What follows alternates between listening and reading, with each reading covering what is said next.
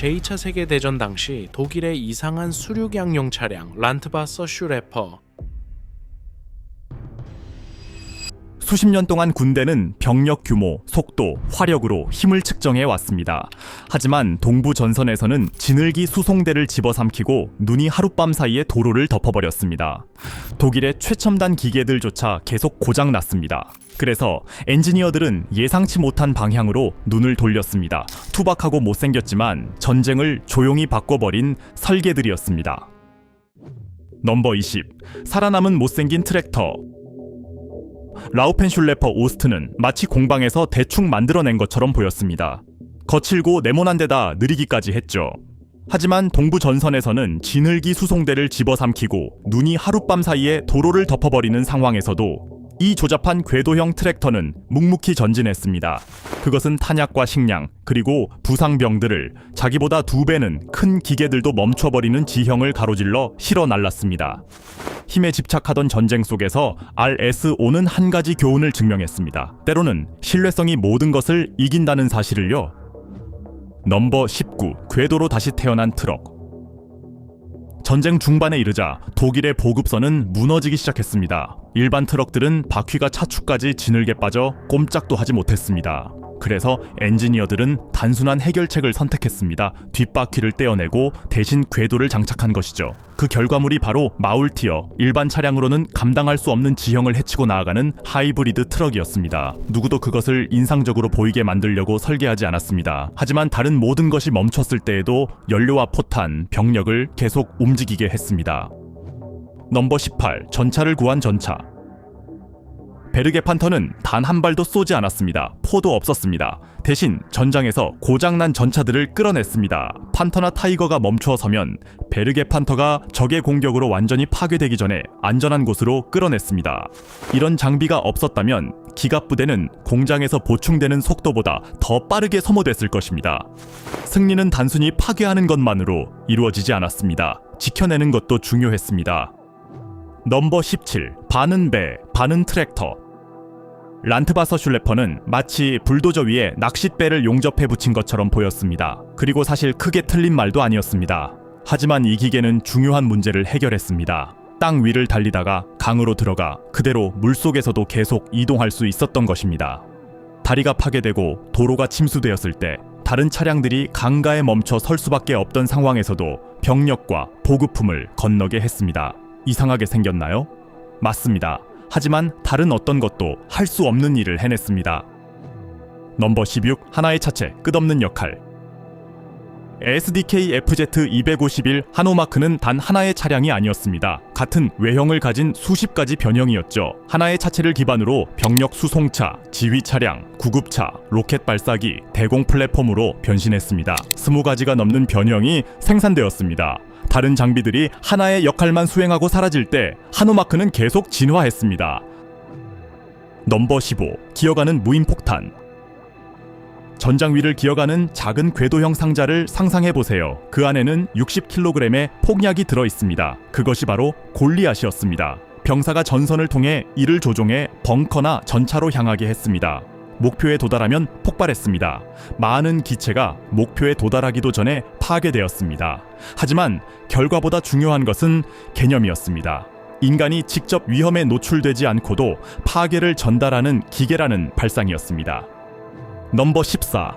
하늘을 향한 폭풍. 1944년이 되자 연합군 폭격기가 독일 상공을 장악했습니다. 비르벨빈트는 그 위협에 대응하기 위해 등장했습니다. 판처사 차체 위에 설치된 개방형 포탑에는 20mm 기관포 4문이 장착되어 하늘을 불길로 가득 채웠습니다. 그 소리만으로도 공포를 주기에 충분했습니다. 하지만 이것은 더 깊은 변화를 보여줍니다. 독일은 더 이상 하늘을 공격하는 것이 아니라 그 속에서 살아남으려 하고 있었습니다. 넘버 13. 더 정밀한 대공 해답. 비르벨빈트는 하늘을 불로 채웠지만 정밀함보다 화력에 의존했습니다. 승무원들은 명중을 보장하지 못한 채 탄창을 비우는 일이 많았습니다. 오스트빈트는 다른 접근을 선택했습니다. 더 큰 37mm 포 한문, 발사 속도는 느리지만 훨씬 정확하고 치명적이었습니다. 이론적으로는 더 현명한 진화였습니다. 더 적은 탄약, 더 나은 조준, 더 긴 사거리. 하지만 전선에 도착했을 때는 이미 상황이 바뀌어 있었습니다. 연합군 항공기는 압도적인 수로 하늘을 지배하고 있었습니다. 오스트빈트가 약했던 것이 아닙니다. 단지 어떤 단일 장비로도 공중 통제권을 되찾을 수 없는 시점에 도달했을 뿐입니다. 넘버 12. 장갑보다 속도. 이 시점에서 생존은 땅을 지키는 것이 아니었습니다. 언제 그 자리에 있지 말아야 하는지를 아는 것이었습니다. 234 푸마는 그 변화를 상징했습니다. 8개의 바퀴, 낮은 차체, 스스로를 방어할 수 있는 화력. 하지만 진짜 강점은 무기가 아니었습니다. 정보였습니다. 푸마를 운용하는 정찰부대는 빠르게 이동하고 적의 위치를 파악한 뒤 무거운 병력이 자신들이 노출된 사실을 알기도 전에 사라질 수 있었습니다. 그 정보는 전선에서 수킬로미터 뒤에서 내려지는 결정에 영향을 주었습니다. 어디를 공격할지, 어디서 철수할지, 어디를 아예 피할지까지요. 하지만 속되는 위험이 따랐습니다. 개활지에서 발각되면 그 어떤 장갑도 생존을 보장해주지 못했습니다. 그 기동성은 동시에 취약함이기도 했습니다. 넘버 11. 긴 사거리, 얇은 장갑. 약 3km 거리에서 적 전차를 파괴할 수 있었고 종종 상대 승무원이 표적이 된 사실조차 모르는 상태에서 공격이 이루어졌습니다. 적절한 위치에서는 개활지를 살육지대로 바꿔버릴 수 있었습니다. 하지만 그 이점에는 승무원들이 즉시 이해해야 하는 대가가 따랐습니다. 장갑은 얇았고 소화기 사격을 겨우 막을 정도였습니다. 적이 거리를 좁히면 생존 시간은 몇 초로 줄어들었습니다. 내부의 병사들에게 전략은 단순하면서도 냉혹했습니다. 숨어라, 먼저 쏴라, 절대 들키지 마라. 왜냐하면 한번 들키는 순간 나스호르는 무기가 아니라 함정이 되었기 때문입니다. 넘버 10. 낮고 조용하며 치명적이다. 해처는 높이가 겨우 2m 남짓이었습니다. 울타리 뒤나 돌담, 얕은 능선 뒤에 완전히 숨을 수 있었습니다. 체코에서 제작된 이 소형 차량은 75mm 포를 장착해 대부분의 연합군 전차를 격파할 수 있었고 그 실루엣이 너무 작아서 적 포수들은 첫 발이 명중하기 전까지 그것을 보지 못하는 경우가 많았습니다. 인내심, 은폐, 정확성. 독일이 모든 것이 부족해지던 시점에서도 해처는 적절한 위치에 있는 작은 기계가 예상보다 훨씬 오래 버틸 수 있음을 보여주었습니다. 넘버 9. 목적을 위해 만들어진 힘. 많은 차량들이 너무 많은 역할을 하려 했습니다. 야크트 판터는 달랐습니다. 판터 차체 위에 긴 88mm 포를 얹고 대부분의 포탄을 튕겨낼 수 있는 경사 장갑으로 둘러싸였습니다. 빠르고 치명적이며 신뢰할 수 있었습니다. 어떤 요령도 없었습니다. 그저 만들어진 목적을 완벽히 수행하는 기계였습니다. 넘버 8. 결함 있는 거인의 재탄생. 엘레판트는 실패작으로 시작했습니다. 포르쉐가 중전차로 설계했지만 타이거 1에 밀려 채택되지 못했습니다. 대신 90개의 차체를 폐기하지 않고 구축전차로 개조했습니다. 그 결과 어떤 것도 관통할 수 없는 200mm 전면 장갑과 원거리에서 장갑을 찢어버리는 88mm 포를 갖추게 되었습니다. 하지만 속도가 느리고 고장이 잦았으며 근접 방어용 기관총도 없었습니다.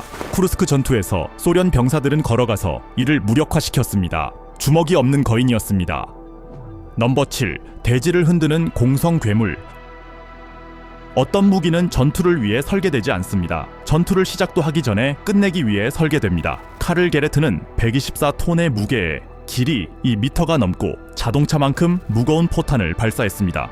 요새를 타격하면 손상시키는 것이 아니라 지워버렸습니다. 수백 미터 범위에서 땅이 흔들렸습니다. 단 7대만 제작되었고 이동을 위해 철도, 수송이 필요했습니다. 세바스토폴과 바르샤바, 봉기에서 사용되었습니다. 느리고 움직일 수 없으며 보급 부담이 컸던 카를 게레트는 중요한 사실을 보여주었습니다. 순수한 화력은 무엇이든 파괴할 수 있지만 항상 전장에 제때 도달할 수 있는 것은 아니라는 점입니다. 넘버 6. 로켓의 숨은 파트너. 모두가 V2 로켓은 기억합니다. 하지만 그것을 발사한 장비는 거의 기억하지 못합니다. 마일러박에는 미사일을 운반하고 세워 올리고 발사대에 배치했습니다. 이것이 없었다면 로켓은 아무 쓸모가 없었습니다. 이 시스템이 위험했던 이유는 기동성이었습니다. 숲속 공터에서 준비를 마치고 몇 시간 안에 발사한 뒤 연합군 폭격기가 도착하기 전에 사라질 수 있었습니다. 독일의 가장 진보된 무기는 대부분 사람들이 들어본 적도 없는 장비에 전적으로 의존하고 있었습니다. 넘버 5 미사일을 쏘는 수송대. V2는 단순한 로켓이 아니었습니다. 이동식 시스템이었습니다. 한 번의 발사 뒤에는 연료, 발정이, 제어 장치, 숙련된 인력을 실은 수십 대의 차량이 있었습니다. 전체 작전은 조용한 도로에서 준비를 마치고 발사한 뒤 몇 시간 안에 사라질 수 있었습니다. 연합군 정보부는 몇 달 동안 발사 지점을 추적했지만 타이어 자국만 발견하는 경우가 많았습니다. 파괴할 고정 기지도 명확한 목표도 없었습니다. 이것은 전선 전투가 아니었습니다. 기동성이 극한까지 확장된 형태였습니다. 전차가 전진하는 것이 아니라 무기가 나타나 발사하고 사라지는 전쟁이었습니다. 넘버 4. 최초의 제트 폭격기. 아라도 AR-234 블리츠는 제트 동력으로 비행하며 폭탄을 투하했습니다. 이전에는 어떤 항공기도 하지 못했던 일이었습니다. 쌍발 유모 엔진은 시속 740km 이상으로 속도를 끌어올려 연합군 전투기가 요격할 수 없었습니다. 조종사들은 그 경험을 비현실적이라고 표현했습니다.